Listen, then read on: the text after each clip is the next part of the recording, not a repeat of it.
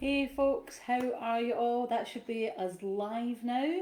I will wait for some of you to join and come on and ask me questions, and I'll have a quick look and see.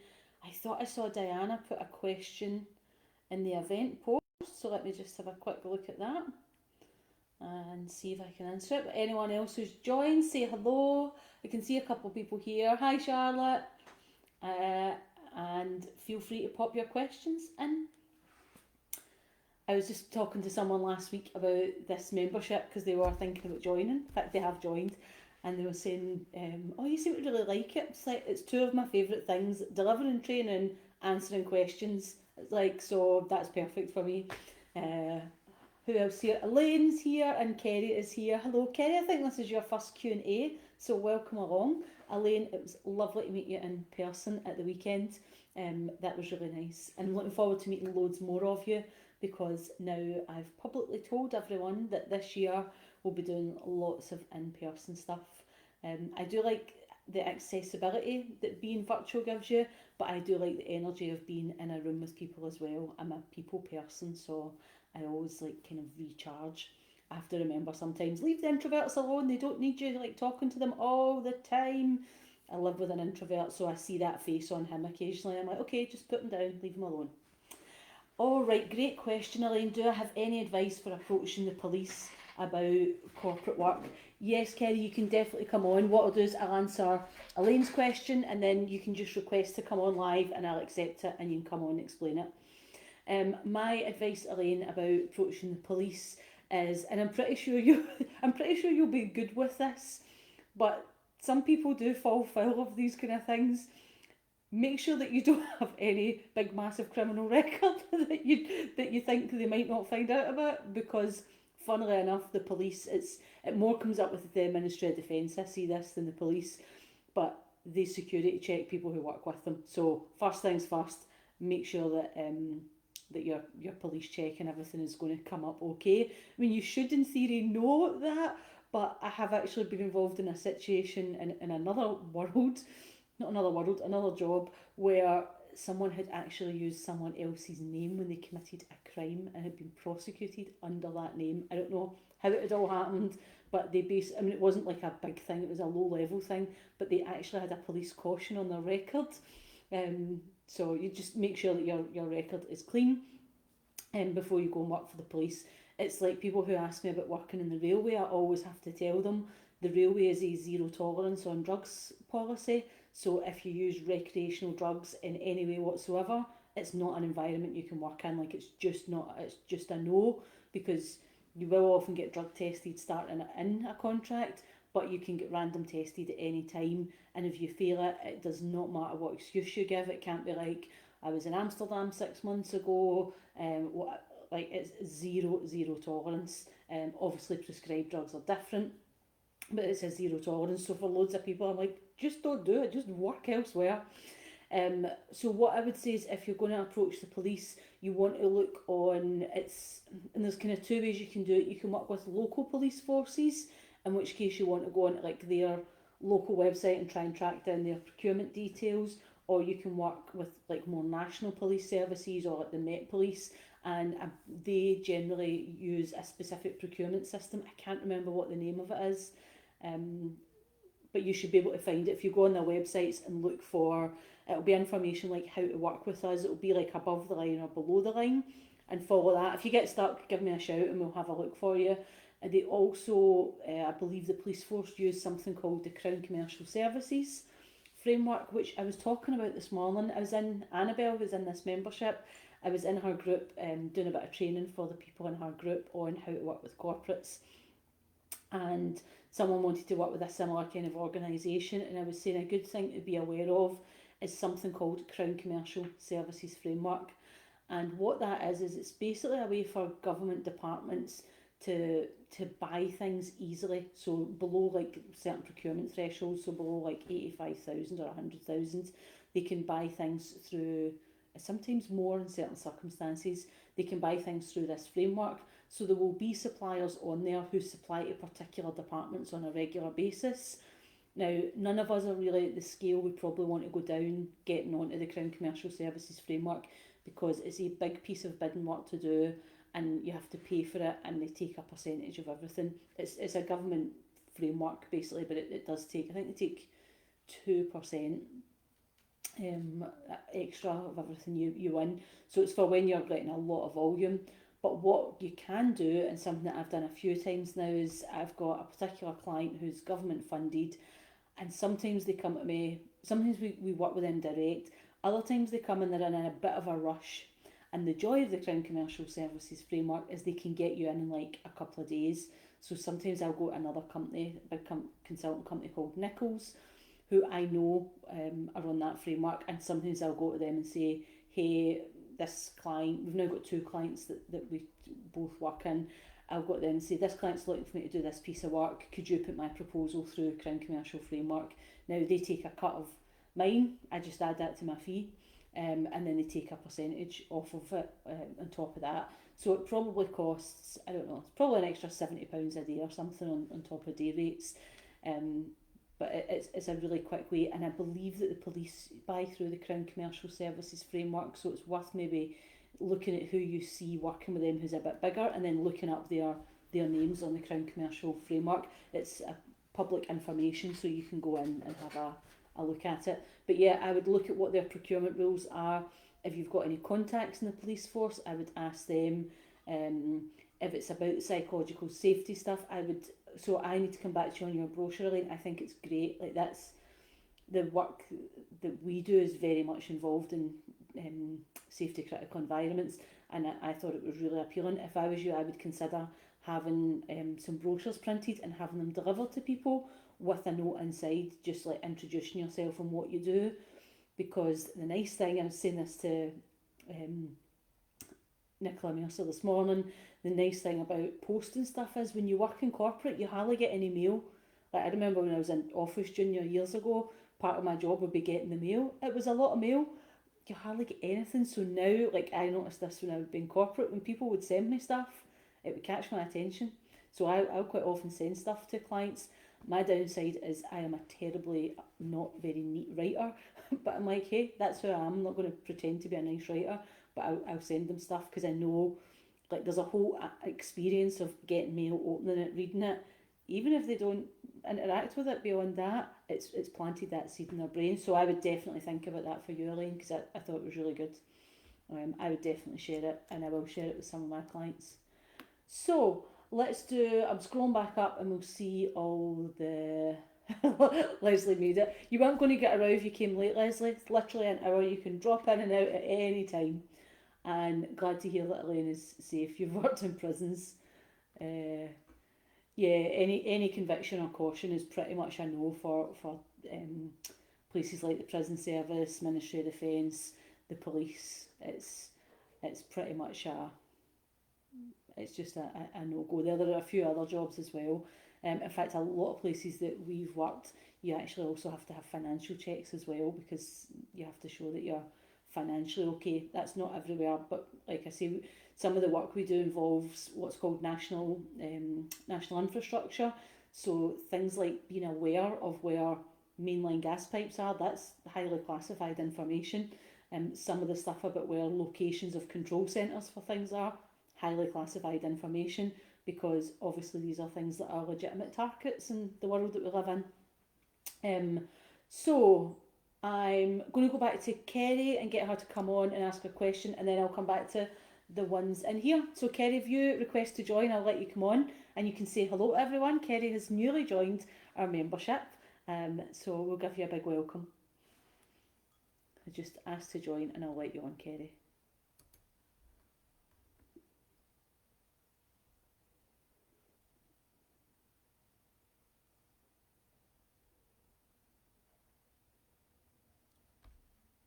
If you're having any trouble with that, Kerry, it should give you an option. If you click on it to comment, it should give you an option that says request to join or request to go live or something like that, it says, and I will click on. While you're finding that, I will go to next questions.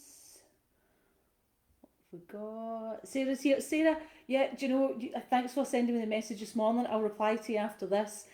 What's happening with your messages is they go to my like my Facebook page messenger rather than my personal messenger, and I have to switch accounts to see it, and it buries loads of them. So that's where it was. So thanks for sending me the follow up message, and I would love to do that. Thanks for fixing that. Let me see. Let's. Oh, the link's not popping up for you, Kerry. Maybe let me see if I can invite you to join. Let me see if I can find a way to do that. That is strange. It's maybe because it's an event it's not letting you do it. Maybe I'd have to let you go. Maybe it only works if I'm going live. Let me just see. I'm going to click on you and see. No, it will not let me invite you to go live. That's very strange. I'm just having a play about to see if I can see other options here. It's allowing me to do all sorts of things. Oh, maybe it is only on your phone. It's usually on your phone that people have done it before. I don't know if you've got your phone handy, Kerry. If not, what I'll do is finish this and then go live in the group and you can join if that works, if you can't do it on your phone. So yeah, I think the people that have done it before have mostly done it from their phone, because they just, like when you click on the video to comment, it says request to join. Let me see. So let me see Charlotte's. Diana said hello and then like put an N at the end of it, and she's saying she doesn't know what that typo is. Sometimes when I go to sign off with like an X with a kiss, the letter next to it is C, so it looks like I'm signing off with my initial, and that's not me. I don't sign off with my initial, and I always like, oh no, but I don't want to send that follow-up message going, hey, that was meant to be a kiss, not a C, but they're next to each other, so I'm just like, let it go. So Charlotte is saying, I have a question about LinkedIn and lead magnets. I'm going to start posting regularly as you suggested last week, and I'm wondering if a lead magnet or giveaway is worthwhile. I was thinking along the lines of top tips for adding movement to your day for lower back pain. If so, should I add a sign up form as you would B2C, or just hand it out as a free download? I've kind of got a bit of mixed views. I don't think lead magnets work that well on LinkedIn in the way that they do like on some other social media as a lead magnet and then pushing someone into a funnel, because I think people are less likely to download it, and quite often what they'll do is they'll download it and they'll use like an email address that they just don't use. I think, and this is for your, I take it, Charlotte, I'm just checking, this is for your corporate offer, not your consumer offer. I think what works more is they're happy to download something and they will give you an email, but just don't have like a big massive nurture sequence and expect it to move as fast. I quite like if we've got something that we're going to give people, is that we ask them messages and we send them it. And yeah, you get a bit less uptake, but we're quite a niche business, so that works well for us. You could give it a go, I would say, but I wouldn't necessarily expect it to work in the same way as selling directly to consumers. So yeah, that's what I would think. What was your title going to be? Let me just see. Yeah, add movement to your day for lower back pain. Yeah, I mean, I would just make sure that that's got like a really office space thing. What I would say is, if you make it something that they can share in their workplace, I would definitely make them exchange an email for that. So something like how to make sure your office-based team move more and avoid lower back pain. I'm sure you've got better wording than that, but where it's like for them to share that information, I would make that like an email exchange, and I would follow up on that as well. So let me just go down. So Nicola's saying, should I post an intro letter of my corporate services pack too? Think this might be a bit much. No, I don't think that would be too much. I think you could definitely do that, Nicola. Like, the standard of what you've got is good. I mean, don't like print 10,000 and send 10,000 out, but yeah, I definitely think that you could send out your brochure and you could send a letter. What to not do is send like a word letter and the digital brochure and an email. If you're attaching it in an email, you just put your text in the email, attach the brochure.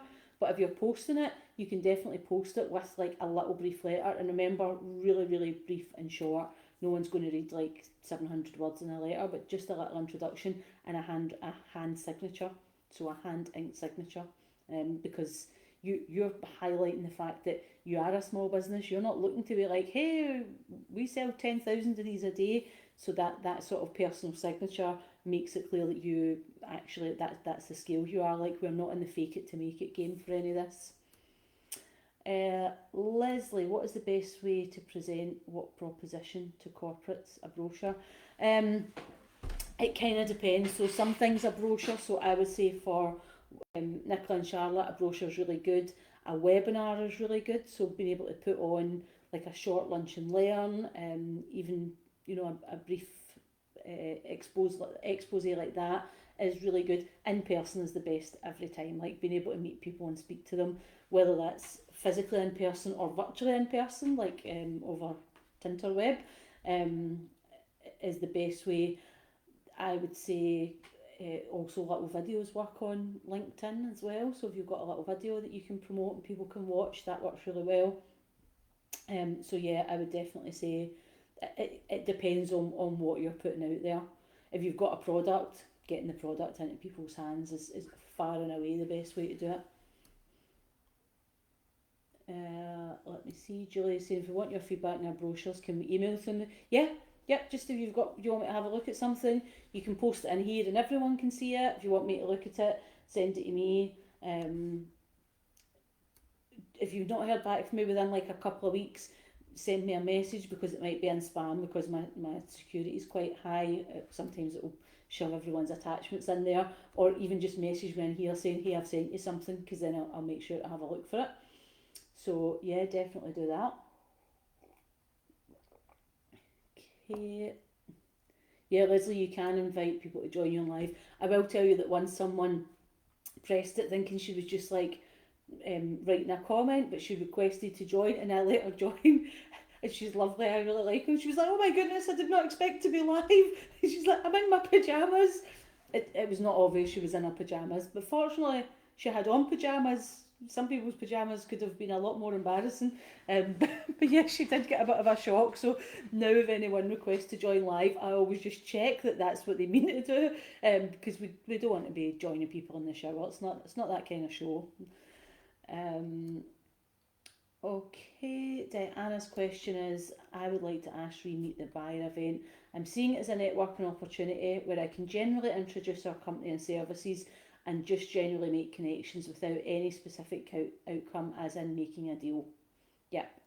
Or the buyers who come along, do they actually come with specific ideas and are looking to find services there to actually hire? Should I just prepare a general pitch describing our services company, or should I ask the buyers specific questions to find out their problems and then introduce myself according to the solutions they may be looking for? Great questions, Diana. So Meet the Buyer events, they will normally be, they will know what their company buys anyway. So everyone who's a buyer at that event will know the range of things their company buys. And they will be going there really just to explain to suppliers how to work with them.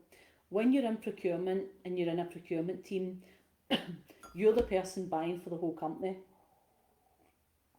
Excuse me, you're the team who are buying everything the whole company needs, and you're under this constant pressure of everyone leaves it to the last minute to ask you for what they want bought. Then they come to you and present that as your inability to plan has now become, their inability to plan has now become your problem. And also, everyone wants a big range of suppliers. Everyone wants new people. They're like, oh, I've worked with the last lot time and time again, get me someone new. Or they've come up with something new they need to buy, and they go to procurement and go, hey, who have you got on the list that does this? And the procurement team go, well, no one, because we've never bought that, so we need to go and find suppliers. So that's kind of what, and their job is then to make sure they compliantly, so in compliance with the law and all the company policies, that they compliantly go to the market and get the thing that their person internally wants.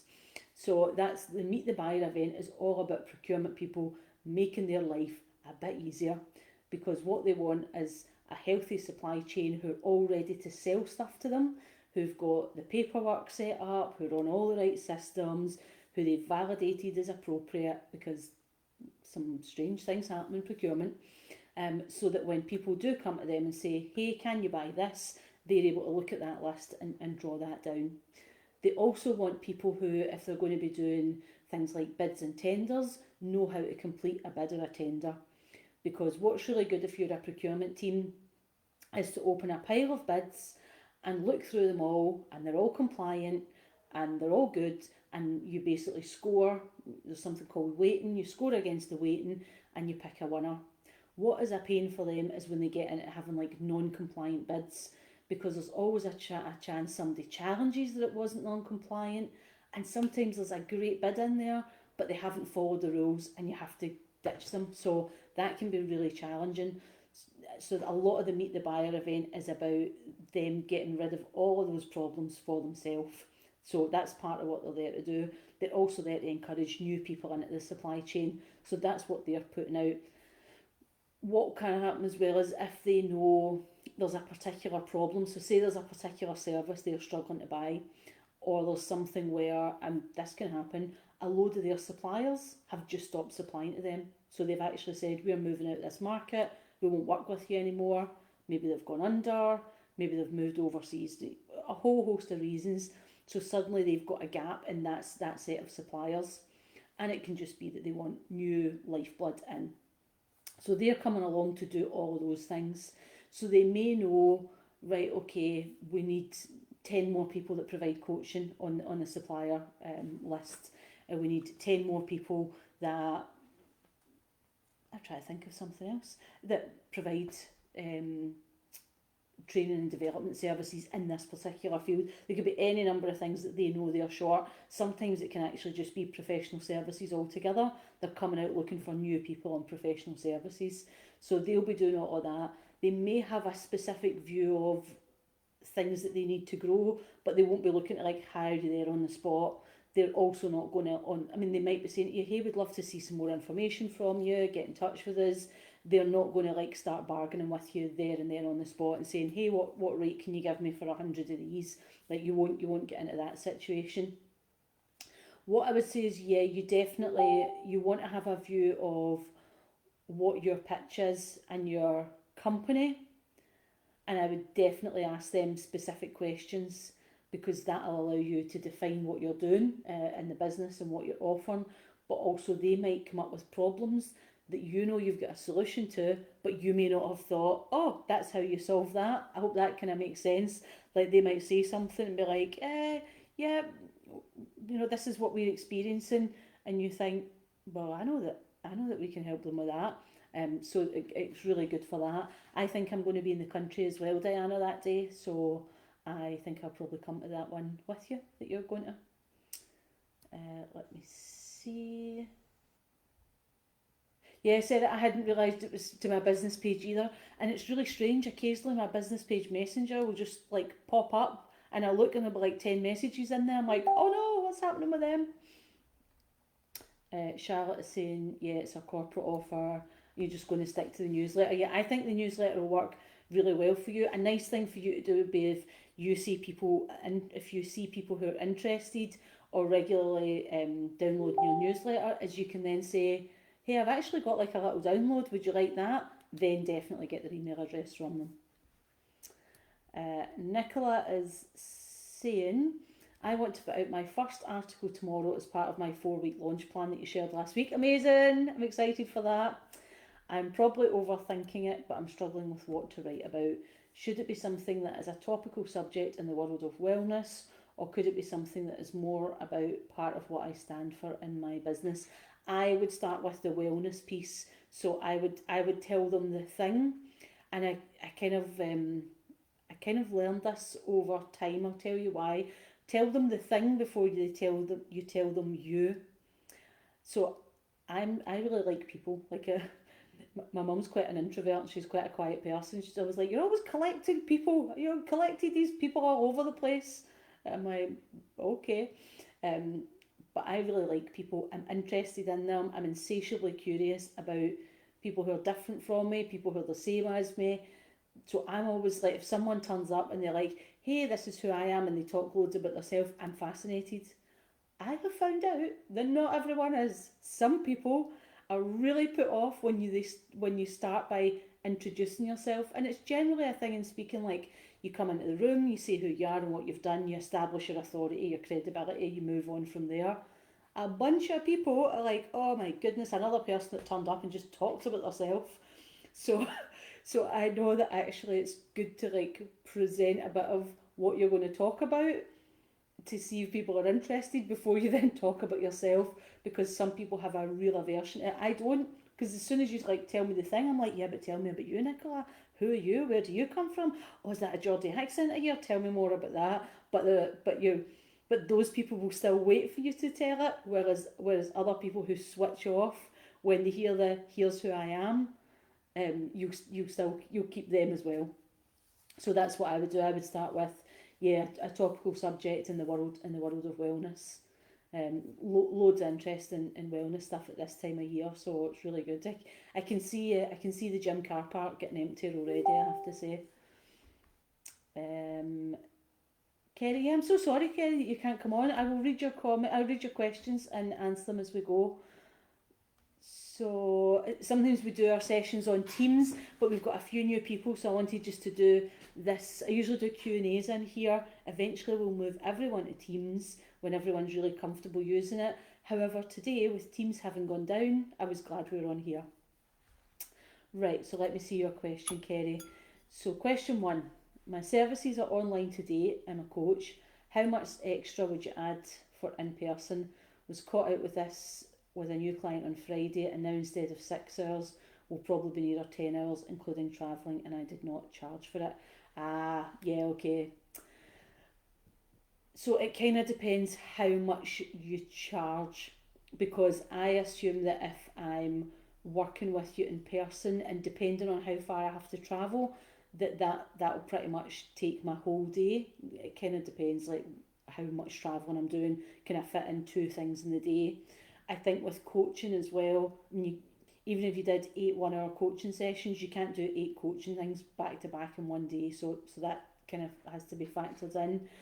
I would definitely, yeah, you've got 4 extra hours. I always charge more for in person than I do.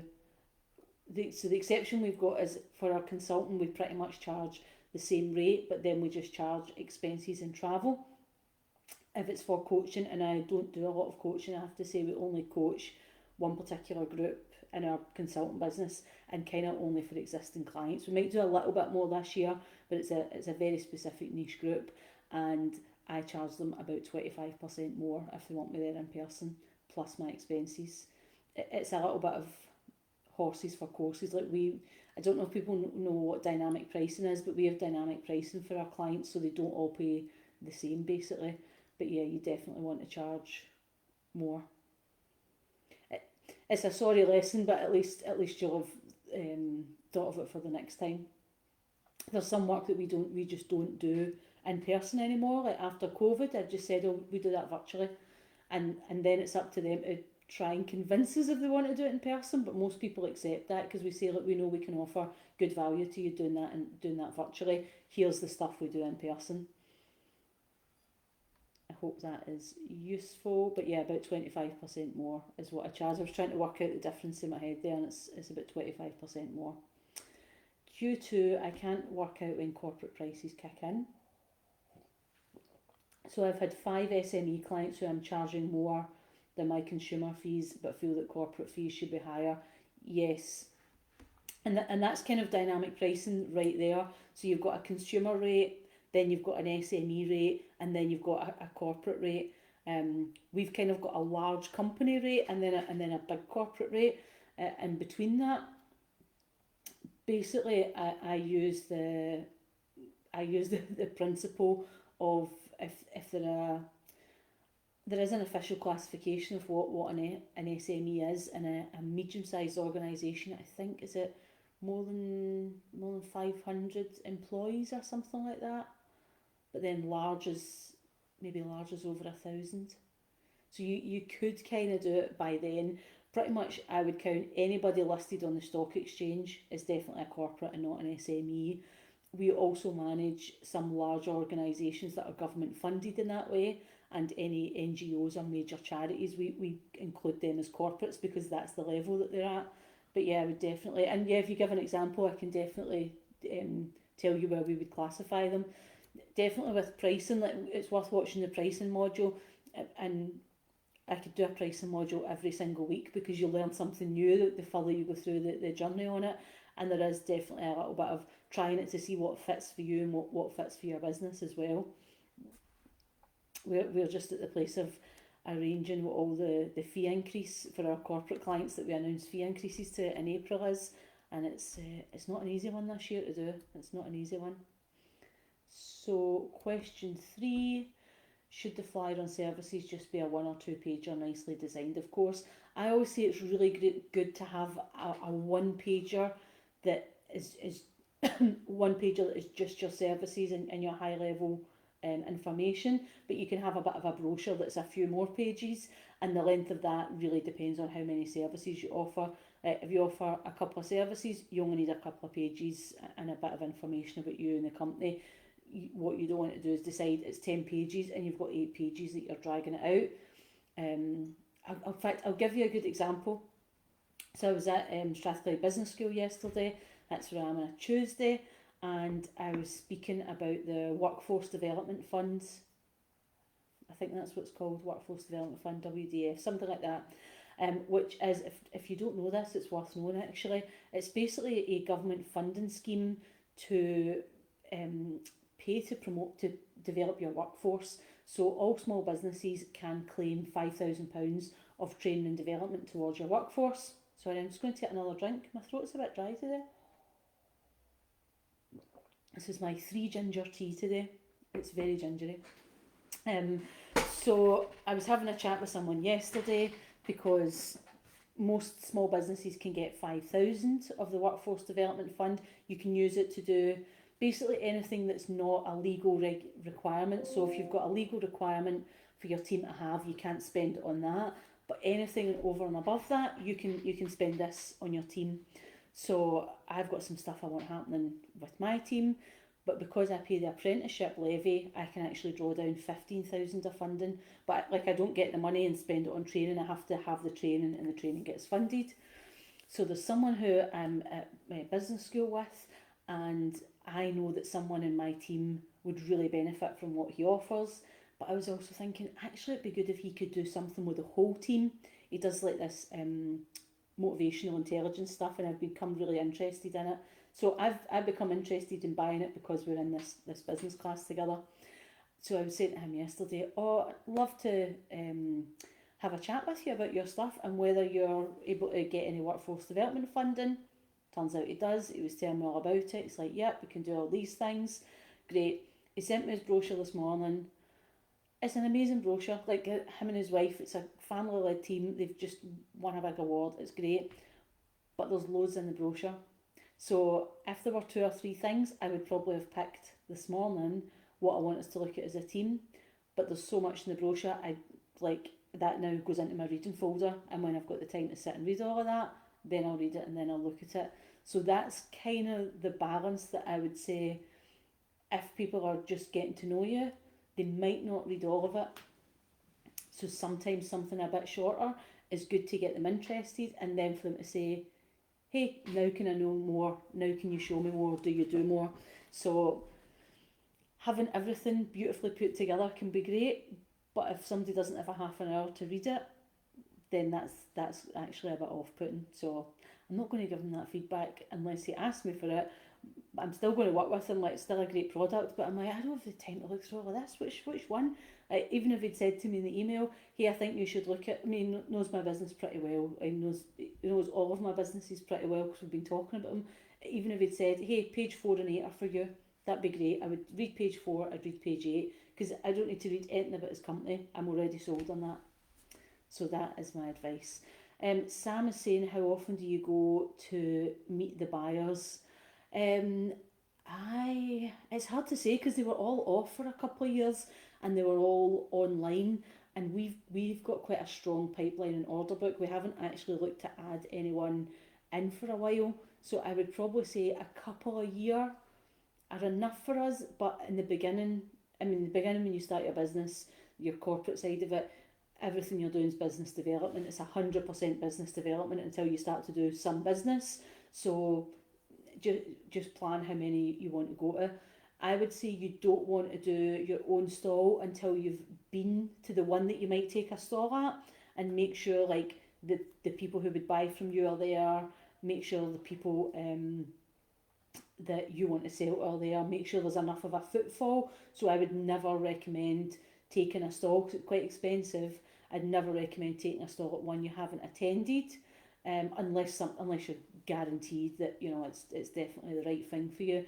Also, if you're a small business, think really carefully about is your return on investment going to be there, or can you get the same return on investment by walking around and speaking to people? So just have a little bit of a think about that. Kerry is saying, I'm struggling with how I pitch my coaching services to a corporate for more than one person at a time. Let's say I offer 6 sessions for 5k. Do I say that's my fee per person, or do I say I would coach 5 people on a one-to-one basis for 25k? So definitely give them a per person price. You might want to offer a bulk discount if they ask for it, but because the way budgeting happens in corporate, a lot of the time they've got an amount per head to spend. So I would definitely give them a price per person, and then just say, but you know the maximum number of clients you can take on, so you can say like, I've got capacity for this number of clients at any one time. But yeah, make sure that you can give them a per person price. I would say if they want to buy more than 10 or something from you, then you might want to give them a small discount. And when I say a small discount, I mean small, like a little sort of token gesture off. You don't want to give loads away. Okay, let's scroll down. So Charlotte has got a question related to Meet the Buyer. Are health and wellbeing services on the agenda here, or is it more about professional training and products? So generally at Meet the Buyer, you will have health and wellbeing stuff on the agenda as well, because they'll buy all they'll count that as professional services, so they'll buy all the professional services stuff together. And I would say at the moment there's probably quite a big appetite for buying that, because people are struggling with return to work.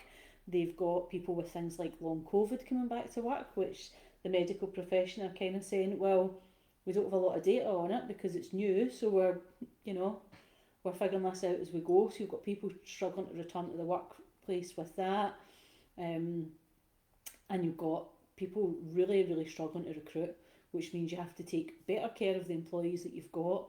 And the thing, I was saying this in Annabelle's group this morning, the thing about health, maybe more so than well-being, and they're not distinctly separate, but maybe more health than well-being. People in corporate pre-COVID, it was quite easy to treat health as like an absenteeism, a bottom line problem all the time.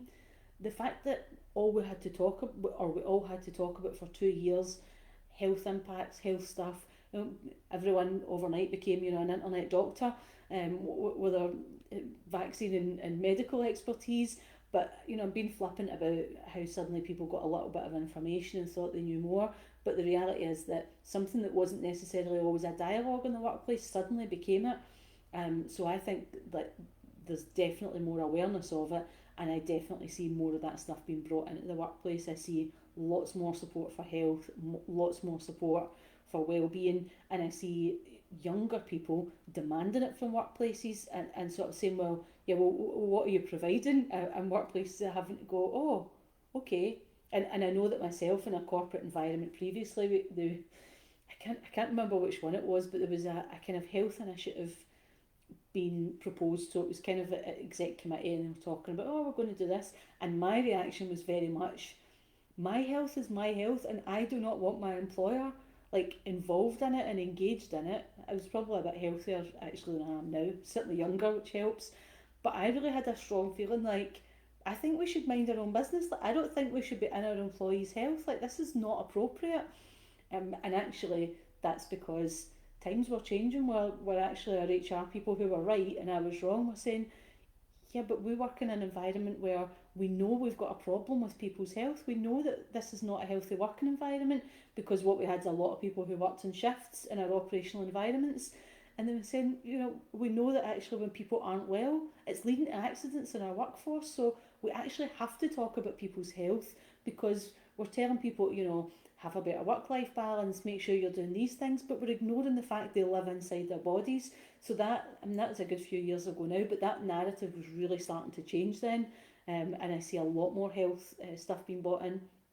Definitely, I can't remember who I was speaking to this week. Oh, in fact, I do. It was she's not in here, so I won't say her name. But I was speaking to someone who's in that world, and I was saying to her, like, there's definitely a bit of a view that the old, oh well, we'll refer people to Bupa when they've been sick, and they'll have their occupational health assessment, they'll come back to work. That as a solution alone is not enough anymore, and employers are definitely recognising that. So I hope that is useful. Let me scroll down.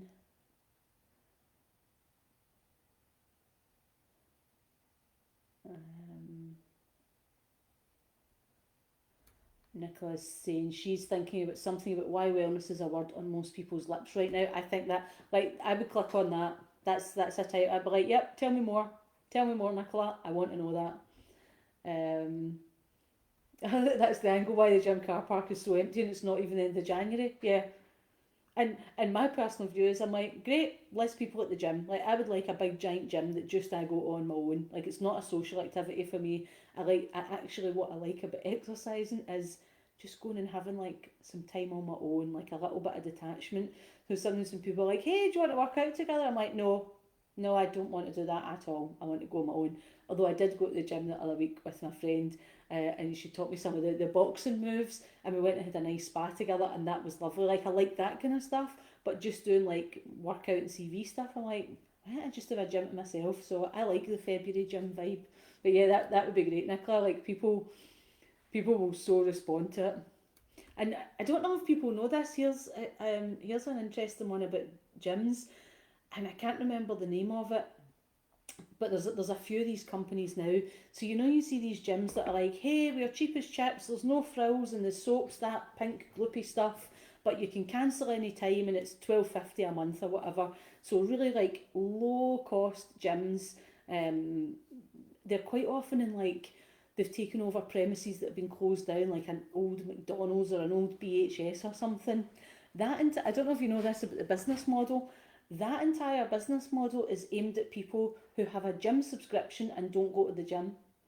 And the reason is that they worked out psychologically, people will keep that gym membership going longer than the high price point one that they join and they're stuck to for a year, and they're like, oh, I'll go back in September because it's coming up to January and I don't want to have to cancel it and not have used it. But like the people who like invented the first one, gyms are us or whatever, they realised that there were two groups of people that they could have in that gym.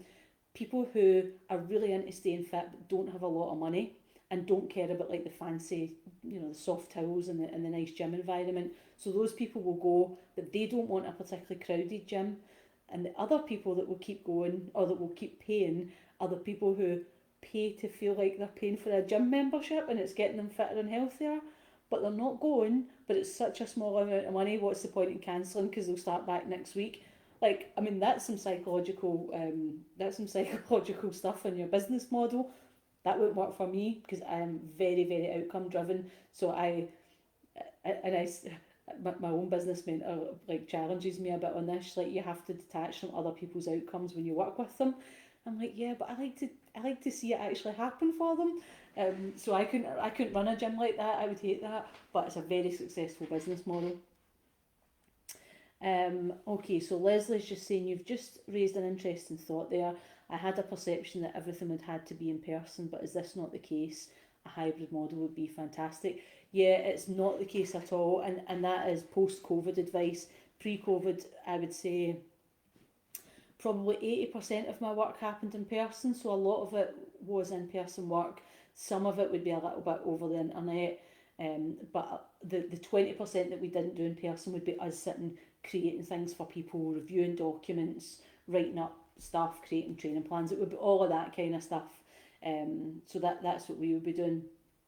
Now people only want you in the office if there's a valid reason for it. And the good thing about like having to work through COVID was that it really showed us what stuff it just there was some stuff it made no difference whatsoever if we just did it virtually, and there was some stuff that we knew this is either harder or the result is not as good without doing it in person. So we've spent a bit of time working that out. So yeah, you can definitely have a hybrid model, definitely.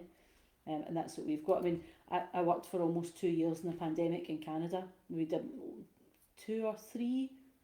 Oh no, we'd four quite long contracts in Canada where we worked in Toronto. Now, some of the work we had to work like a back shift, so some of those days we would be working from 2 till 10 because we were working with the time difference. It's on the east coast of Canada.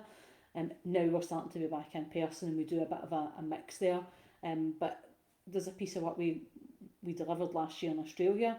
Actually, we did all the creation of that piece of work. So I created a 5-day course for a university in Australia and went out, obviously delivered it in person. But all the creation of that, all of the trialing, like even talking it through, like I had to train some of the other people who'd be delivering on it. We did all of that online and people were in the UK, the US, Canada and Australia, and that worked beautifully. If you'd asked me before COVID, I'd have been like, oh no, what a nightmare, that'll be horrendous. But we've got the tech now to do it and we've figured it out, so you can definitely do that. I am glad you liked the pricing video, Leslie. That is very good. I will be doing more on pricing because it's something you could always be working on. Let me have a quick drink. Kerry's saying, I've watched all the modules since I joined and the pricing one was helpful, thanks.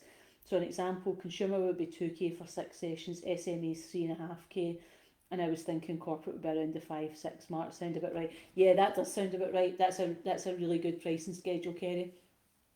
I would say that's really good. That works well because you should be looking at least double between your consumer market and your corporate market.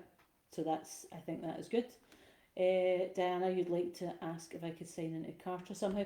Can you sign in using my login details? Did someone send them to you? If they didn't, let me know and I'll send you my login details. For some reason, when Diana joined the club, we had her as 2 members, so we were charging her 2 memberships. But when we deleted one of those, it's deleted both. So I think Shanna's still trying to figure it out. I'll have to go back to her and see how it's coming along. So Elaine is saying, I was wondering about a good platform for my digital stuff initially so that it copes with per head costs, licensing, logins. So licensing, we don't sell people licensing through our website. If we license it, we do it under individual agreements, but we certainly use WordPress. So our corporate website has got WordPress and then it's got a MemberPress plugin, and that seems to work really well. We're just about to do a big launch of a digital product in May. That way's the dates and this way's the information about what's happening. So in May we're launching on that, and I'm using MemberPress because it's just really reliable. Eventually I'd like to move all the stuff we've got in Kartra over on our WordPress and MemberPress site as well, because it has never let us down, whereas Kartra has a couple of times, and I just do not like that as a customer experience. So Liz Allen is saying hello. She's just finished a tier 3 Teams call, so she thought she'd say hello. I'm glad you're saying hello to you're saying hello to us, Liz. Hello to you too, and thanks for joining us after a 3-hour call. Elaine is saying, if I've got time to answer, I've a few networking events and a conference coming up. Any top tips to make the most of these? Thanks so much. Yes, here are my top tips. First of all, you are amazing in person, Elaine. So, because I've met you in person now for the first time, so know that you're amazing in person and that you can just go up and speak to people and you'll make a really good impression. Here's my other top tip. Set yourself a number of people you're going to speak to before you leave. So I watch people all the time at networking events, and I see them come in, look around saying, I don't know anyone, this is terrifying, I'm not part of this herd, my protective instinct is to run away to a safe place. What will I do? I'll get my phone out. And they get their phone out and they look at things on their phone, because that takes them away from that feeling of vulnerability. But what your phone does is it actually creates a physical barrier between you and other people. And people, most people don't want to come up and be like, hey, put your phone down and speak to me. So the temptation to get your phone out is one to resist. And remember that if you come into the room feeling that way, so did lots of other people. So you can look for those people. I will sometimes like find those people and be like, hey, can I speak to you? Or hey, I just go up and introduce myself, because I know that they're probably not even hearing the words, that all they can feel is the relief of, thank goodness someone's talking to me. I was going to have to get my phone out or a leaflet or just like do a pretend phone call because they're feeling uncomfortable.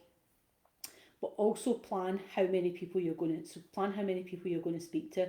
So decide before I decide to, because I sometimes speak to people afterwards, how did the networking event go? And I didn't speak to anyone. Oh, how long were you there for? 2 hours. That must have been 2 hours of sheer hell, just walking around feeling uncomfortable, not speaking to anyone. You'd have been better staying at home. So set yourself like a minimum number. I'll do that, like whether it's a networking event or a big conference, and I set myself a target of new people to speak to, because it's easy to go to a conference or an event and think, oh, I know tons of people here, and just, once you've like get familiar with an industry, you just go around speaking to your pals, chatting to each other. So I will set myself like I need to speak to 5 new people today, and I'm going to introduce myself to those 5 new people, and I'm going to find out information about them, and then I can go home after that if I want. So that's a good one. Set that target. Also, practice how you're going to introduce yourself. Like, you don't want to be a robot, but I think when you're bringing something new to the market, you don't want the first time you say to someone when they're like, oh, so what do you do, Elaine? You go, I do this thing, and it's a thing. I'm not saying you would, I'm generalising here. It's a thing that I do for it. So be really clear, and really you're looking for a couple of sentences. So I see really long statements quite often used very well visually, but remember that orally that you want really brief. So like if I'm at a transport conference and people are like, hey, what do you do? Quite often, if I know they're a railway person, they're like, oh, I build railways. Now a longer answer would be, oh, I work in projects supporting sponsors, mostly big organisations who are modifying or enhancing the railway network in some way. We mostly do civil, signal, blah. No, I just build railways. People want to know more, then I can tell them more. So you want to get yourself something brief. That catches their information. If I'm at a project management conference, what do you do? Or we're specialists in sponsorship. Really, really brief. So I would do all of that, and get your walk on music before you go. Like if I'm going to anything like that, I'll do my walk on music, do a bit of superhero pose, practice the long strides. Like I don't know if you know the trick about long strides, like walking in long strides definitely gets your physical energy up. You don't want to walk around the conference in long strides looking like a person who's lost their mind, but it's good to get you into the zone. And Nicola's saying, yeah, she's heard that about the gyms. Yeah, because of course, Nicola, you're at Nike, and you'll know like these different business models in the exercise and leisure world. It's wild. It is wild. It's like the people who get a Peloton to keep their washing on. Like, just go to Costco, get yourself a cheap exercise machine. That'll hold your washing just as well as a Peloton.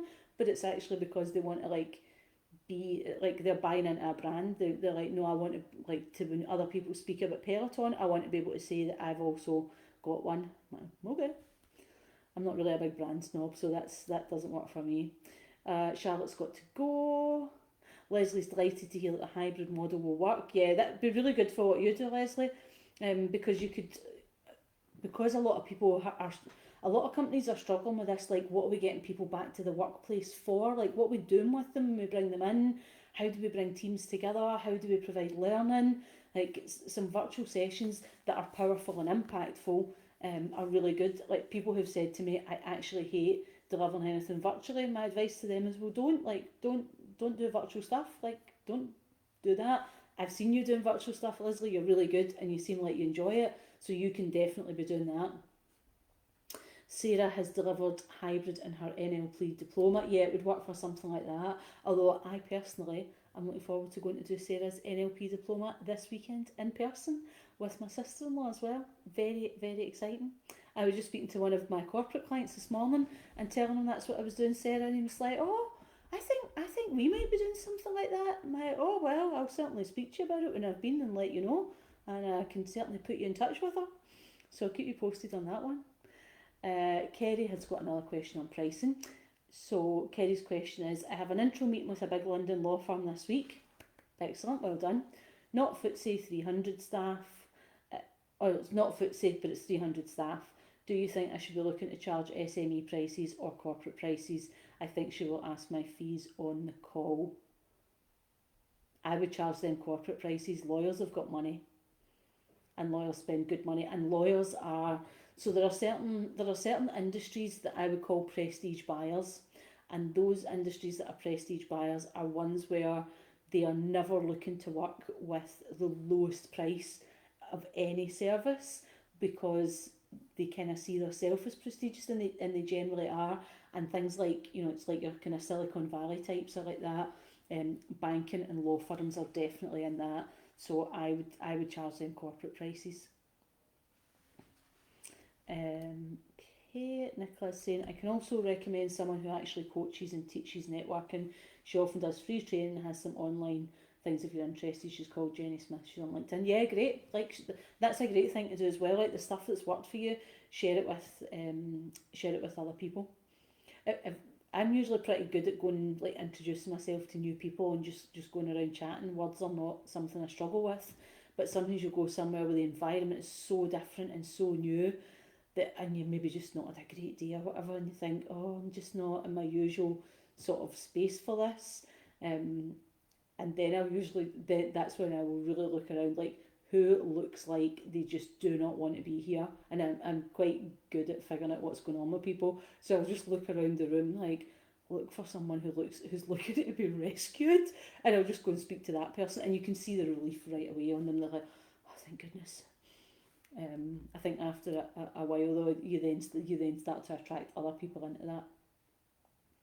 Sarah is saying, I made a networking yearly fee back last week by delivering a presentation, signing a client in the happy days. Yeah, nice one, well done.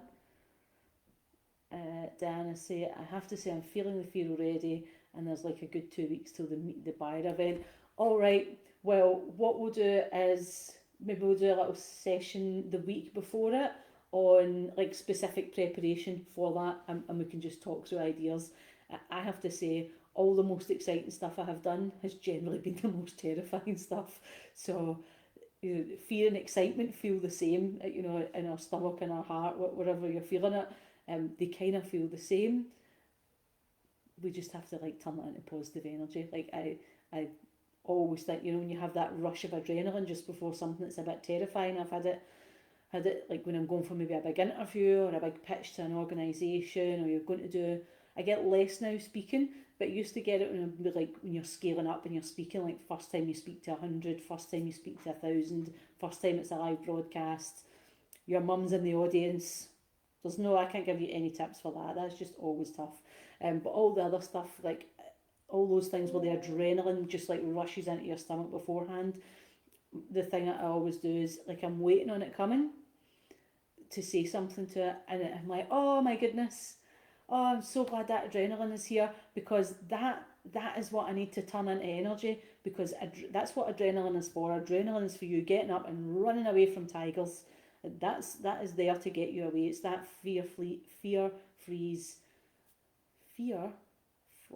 I'm just going to start again. Fight, flight, freeze, or fawn. That's the response it's giving you. I always think, oh, you're here, I'm going to use this for energy, and that's my flight response. Like, I'm turning it into a flight response. I'm not going to run away, I'm going to run towards the thing and use that energy in that way. So we can start to do some of that acknowledgement and thinking about it. And also, we say this a lot in safety critical environments. It's a little bit of black humour, but what I would say is nobody's going to die. And in safety critical environments, unfortunately, people do. And sometimes we say that because we're distinguishing from what's life ending. It might be a bit embarrassing, might be a bit uncomfortable, but no one's going to get hurt. Let's go on and do this thing. So you're going to be okay, and there should be a couple of us there with you, Diana.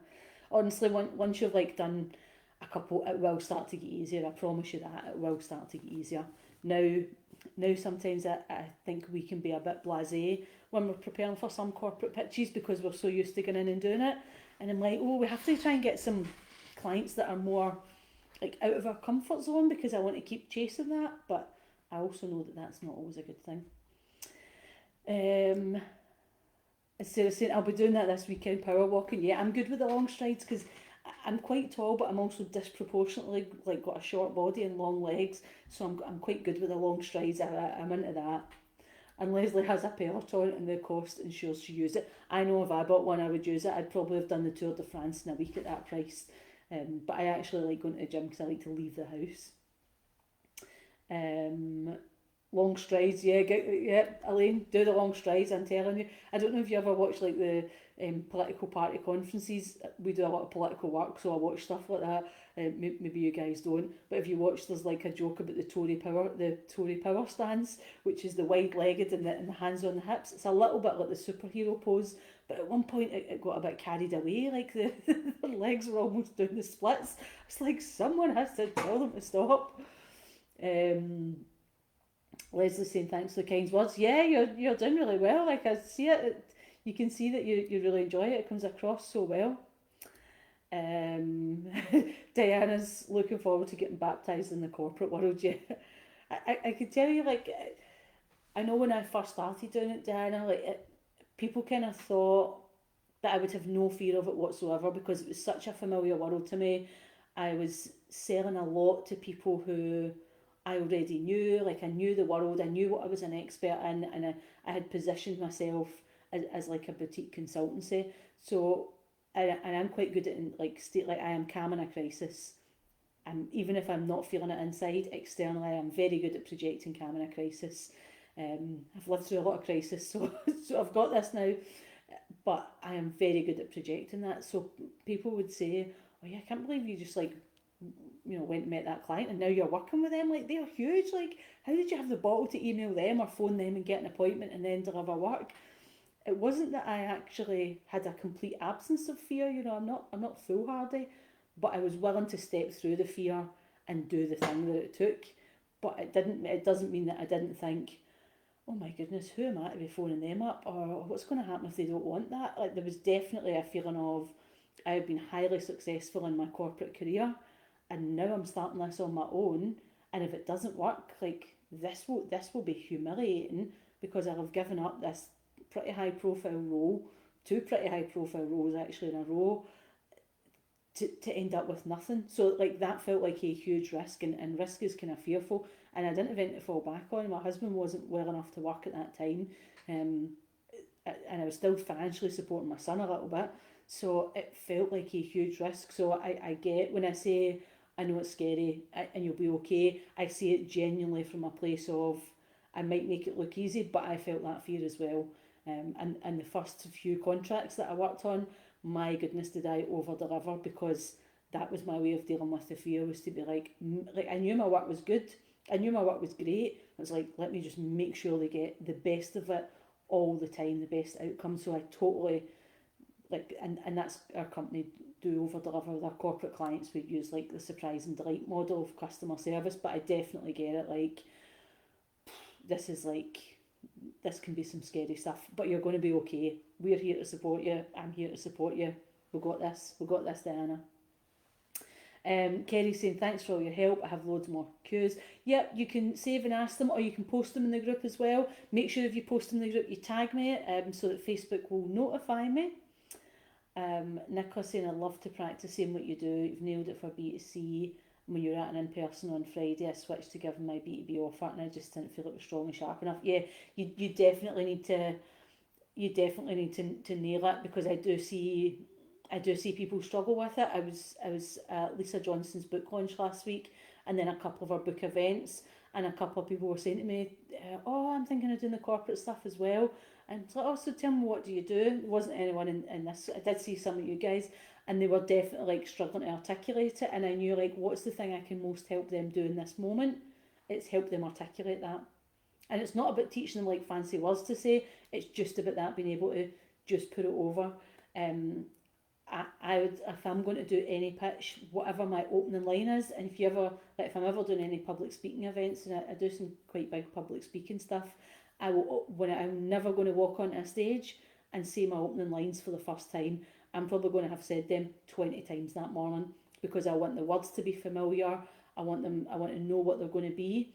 And even if I'm like about going to do a pitch to a corporate client, I will have said those first couple of lines, even if one of them is, "Hey, good morning." like say hey good morning, because then I'm like not making it such a load on my brain to do it. It's not unknown for my husband sometimes to be like, who are you talking to in there? I'm like, just me putting out this new thing, and I don't know how to explain it to people, so I'm describing it out loud. Sometimes you can video yourself and watch it back. Everyone hates that stuff, but actually, what you can do is see, does that make sense? Like, does that sound okay? Sometimes you write something down, and when you go to say it out loud, you're like, blah, blah, but like the words just don't run together. So always say it out loud, Nicola. Definitely practice it. Sam, when and where is the one you've been spoken about happening? It is one, I think it is one Diana spotted in Greenock, and I think it's the 8th of February. It's quite a long way for you to travel, Sam, I would say. Greenock is not that handy for Manchester, so if you keep your eyes open, and it's a public procurement one, if you keep your eyes open for one down where you are, I'm sure we could all, anyone that's interested in going to it, go there. Denise is saying it'd be good to know meet the buyers. People are going to, yeah, if people see one, that was Diana just took the initiative to say, hey, I'm going to this in Greenock, anyone fancy going? Charlotte's thinking about going. If I'm in the country, I'm definitely going to go, but I'm happy to go to other things as well if people see it and you're like, um, can we come along? What I would say is it's good to go as a group to support each other, but you definitely need to go as individuals to speak to the buyers as well. But yeah, go en masse for support. Um, yeah, Nicholas said I stood in the mirror practicing a video to watch back. Yeah, I do that as well. They're the worst videos you ever watch, aren't they? You're just like, oh my goodness. But it's so instructional. Like that's when you're learning to do public speaking, that's all the stuff that they make you do, and you do learn a lot from it. Yeah, I think the one in Manchester um, would be better for you, Sam. Not that I don't want you to come to Scotland, of course I do, and I'd love you to come to Greenock, but it's a bit of a long way, a bit of a long way. Um, so I think that's us. I think we've got to the end of all the questions. That was good. Loads of questions, folks. Excellent. So I'm going to put in our training and Q&A dates for February. I'll be off for a week in February, so I'll work them around that. And I will see you the next time. Take care. Bye.